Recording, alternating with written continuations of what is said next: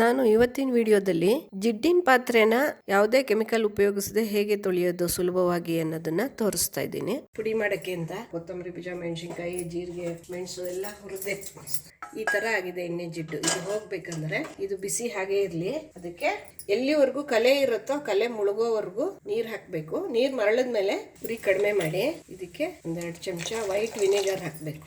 ಅಡಿಗೆ ಸೋಡಾ ಹಾಕ್ಬೇಕು.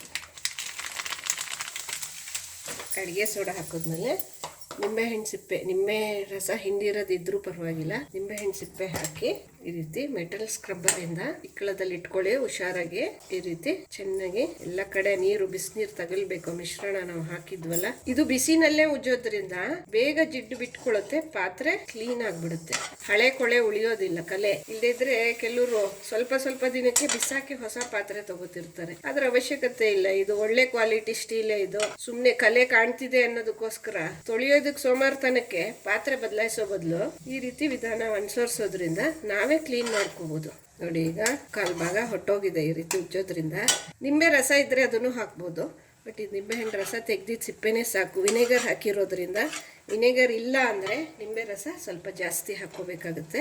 ಇಲ್ಲಿ ಯಾವುದೇ ಹಾನಿಕಾರಕ ಕೆಮಿಕಲ್ ಉಪಯೋಗಿಸಿಲ್ಲ ಅಂತ ಈ ಥರ ಸೊಲ್ಯೂಷನ್ ಮಾಡಿಕೊಂಡು ದೊಡ್ಡ ಪಾತ್ರೆಲಿಟ್ಟು ಮಕ್ಕಳು ಟಿಫನ್ ಬಾಕ್ಸು ಆಫೀಸಿಗೆ ತೊಗೊಂಡು ಹೋಗೋದು ಆ ಥರದ್ದು, ಮತ್ತು ದಿನ ಉಪಯೋಗಿಸೋ ಚಮಚಗಳು, ಅದನ್ನೆಲ್ಲ ಈ ರೀತಿ ಬಿಸಿನೀರಲ್ಲಿ ಹಾಕಿ ಆಗಾಗ ಕುದಿಸಿಡೋದ್ರಿಂದ ಯಾವುದೇ ರೀತಿ ಹಳೆ ಕೊಳೆ ಆಗಲಿ ಕ್ರಿಮಿಗಳಾಗಲಿ ಇರೋದಿಲ್ಲ. ಅದು ಚೆನ್ನಾಗಿ ಕ್ಲೀನ್ ಆಗುತ್ತೆ, ಸ್ಟೆರಿಲೈಸ್ ಆಗುತ್ತೆ. ಈಗ ಒಲೆ ಆಫ್ ಮಾಡ್ಬಿಡಿ. ಇಲ್ಲಿ ಗೊತ್ತಾಗ್ತಿದೆಯಲ್ವಾ ಕಲೆ ಎಷ್ಟು ಹೊಟ್ಟೋಗಿದೆ. ಈ ಬಿಸಿ ಇರುತ್ತೆ, ಹುಷಾರಾಗಿ ಬೆಚ್ಚಗಾದ್ಮೇಲೆ ಚೆನ್ನಾಗಿ ಉಜ್ಜಿ ತೊಳಿಬೇಕು. ಅರಿಶಿನ ಪುಡಿ ಎಲ್ಲ ಹಾಕಿ ಗೊಜ್ಜು ಅಂತದೆಲ್ಲ ಮಾಡಿರ್ತೀವಲ್ವಾ, ಎಣ್ಣೆಲಿ ಕರ್ತೀನಿ ಮಾಡಿದಾಗೆಲ್ಲ ಈ ತರ ತೊಳೆದಿಟ್ಕೊಂಡ್ಬಿಟ್ರೆ ಕ್ಲೀನ್ ಆಗ್ಬಿಡುತ್ತೆ. ನೋಡಿ, ಈಗ ಈ ಪಾತ್ರೆ ತೊಳೆಯೋ ರೀತಿ ತೊಳೆದಿದ್ದೀನಿ.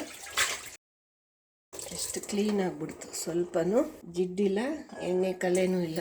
ಇದು ನೀವು ಮಸಾಲ ಪದಾರ್ಥ ಹುರಿದಾದ್ಮೇಲೆ ಅಥವಾ ಎಣ್ಣೆ ತಿಂಡಿ ಮಾಡಾದ್ಮೇಲೆ ಎಣ್ಣೆನ ತೆಕ್ಕೊಂಬಿಟ್ಟು ಬಿಸಿ ಇರುವಾಗಲೇ ಈ ರೀತಿ ತಕ್ಷಣ ಮಾಡಿಬಿಟ್ರೆ ಹಳೆ ಕಲೆ ಉಳಿಯೋದೇ ಇಲ್ಲ, ಪಾತ್ರೆ ಎಲ್ಲ ಶುದ್ಧವಾಗಿರುತ್ತೆ. ಈ ಟಿಪ್ ನಿಮ್ಗೆ ಇಷ್ಟ ಆಗಿದ್ರೆ ಉಪಯೋಗಿಸಿ. ನಿಮ್ಮ ಅಭಿಪ್ರಾಯನ ಕಮೆಂಟ್ ಬಾಕ್ಸಲ್ಲಿ ಬರೆದು ತಿಳಿಸಿ.